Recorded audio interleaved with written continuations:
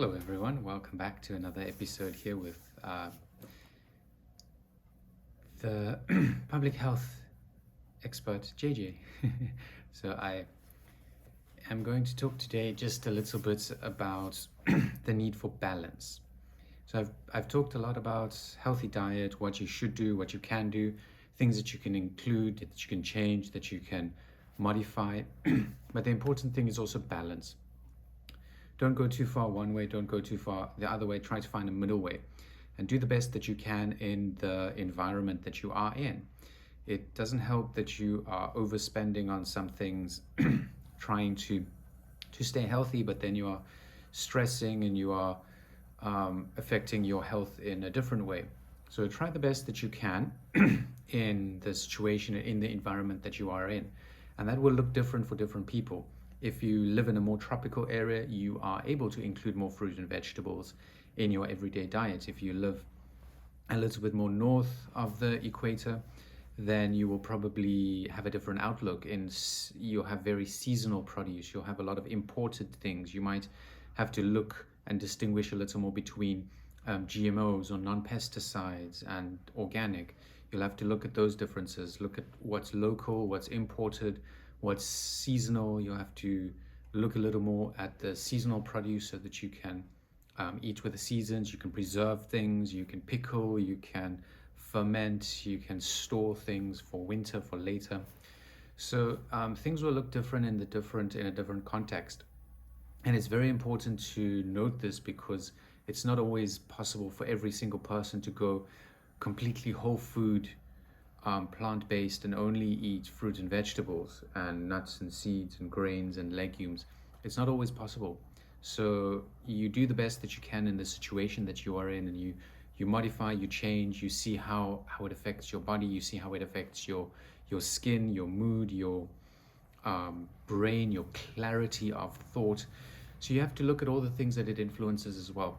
And if you make little changes or you make one change at a time, then you can very easily see in your own life, you can do a little experiment on your own life and see how that affects you going forward. So if you feel, oh, I need to include some milk or some cheese or an egg, then do it and see how it affects your body. You might feel an immediate difference, you might not. So play around, look around, see what works for you, what is best. Because the research out there's a lot of research and it can go both ways. So there's no research that I know of that goes against fruits and vegetables. So always include those, always have those as your base, and then branch out or work out from there. So how I see it is you look at what your body needs. You start with your basic fruits and vegetables. Then you put on add-ons, your grains, your legumes, your beans, your seeds, your nuts. So all of the other add-ons that you add on to. But you start with that base of fruits and vegetables, and then you add on your other things. Then you add in spices, and you put in herbs, and you put in your teas and your tinctures and your medicinals. You add those plants in. Then you put in your microgreens, your mushrooms. So you add on these little groups that are a little bit more medicinal. So cinnamon, turmeric, ginger, garlic. You add these more medicinal things on, and you branch out and you learn new ways of cooking, new ways of serving the food, new ways of combining things so that you can get to something that's tasty and that you like and that fits into your nutritional culture. Because all of us have a different background, we eat different foods, we like different foods, and if you can incorporate these medicinals into that way of cooking, that way of living, then it will be much easier. So then you can also then branch out a little more. You can start growing your own herbs. You can start experimenting with what works in your house, what you can grow, how much sunlight you have, where you can put them. Then you have fresh things that you can use, that you can just eat, that you can add to your foods, that you can make tea from. So then you start really getting into it. So then you can start looking at some more of the rare medicinals. You can try grow your turmeric or grow your ginger. You can experiment with these things. You can get some herbs, sage and spearmint and mint, and rosemary and lavender. You can add all these things. You can start trying to make your own tea, make your own tincture. So start with a base, start with something, your fruit and vegetables, and then add your grains, add your legumes, add your beans, add your nuts, add your plant milk. So all of these you add on, and then you start adding in the spices and the herbs and the other medicinals, the mushrooms and the microgreens, and then you can start growing them yourself. So you start at a point and then you kind of branch out so that you include more of these, and you can get to your goal more easily. But it is a stepwise approach. And then you can go and you can get more fresh air, you can get more exercise, then you focus on getting a lot of clean, pure water. So you can move along, then you kind of snowball into the next thing.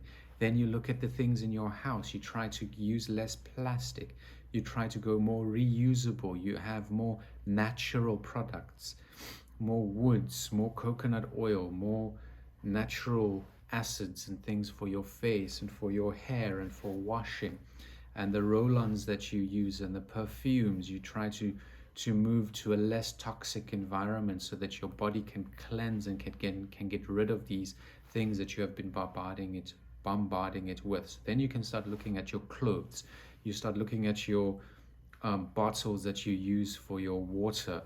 So I have a glass bottle for my tea. This morning I have rooibos tea. So metal, you can also, so look at these different things that you can use. Copper is a very nice one to keep water in. So you have these different things that you then can branch out of. You start with things that you can change very easily, what you eat. Then you move out to what else you can change, your beauty products, your cleansing products, your hair products. Then you can look at clothing, in your house. You can add plants into your house to clean the air. You can get a water fountain or a water purifier to get cleaner, purer water. So these little things that you can change in your environment will in the end have a really big effect on your health. But you have to start somewhere and look at what you can do, look at your budget, see what is around, see what you can do. Many places you can just get water from somewhere.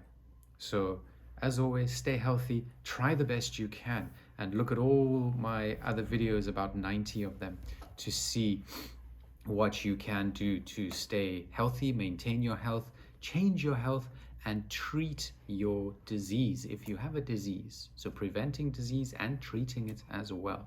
So as always, stay healthy, and to God be the glory.